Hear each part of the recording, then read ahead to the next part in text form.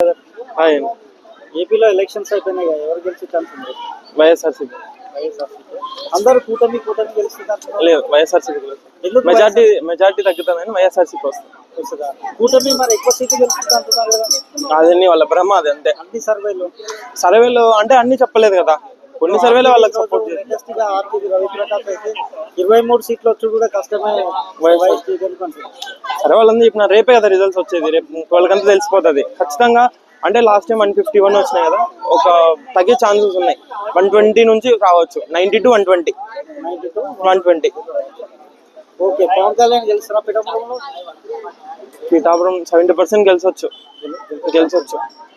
కానీ ఆ 30% కూడా, కానీ ఆయన గెలిచినా నా లాభం ఉండదేమో అని నా అభిప్రాయం.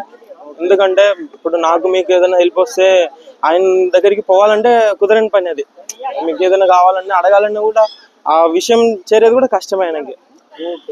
ఎక్కడ మీది? ప్రాపర్ మాది నంద్యాల కాన్స్టిట్యూన్సీ. నంద్యాలలో పక్క వైసీపీ. శిల్పారవి ఖచ్చితంగా. పార్లమెంట్ నంద్యాలకు వచ్చేసి పోచ బ్రహ్మానంద రెడ్డి, ఆయన ఖచ్చితంగా లేదు.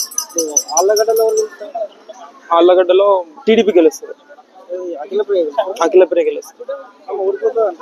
లేదు, గెలుస్తుంది. ఓకే, ఎన్ని సీట్లు గెలుస్తారు? 120 గెలుస్తుంది. 90 to 120.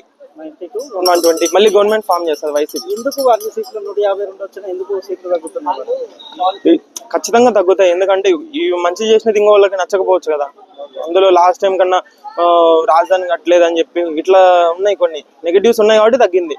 నెక్స్ట్ ఈ 5 years తర్వాత మిగిలిన సీట్స్ కూడా తగ్గే ఛాన్స్ ఉండదు. YCP. YCP. Okay, thank you.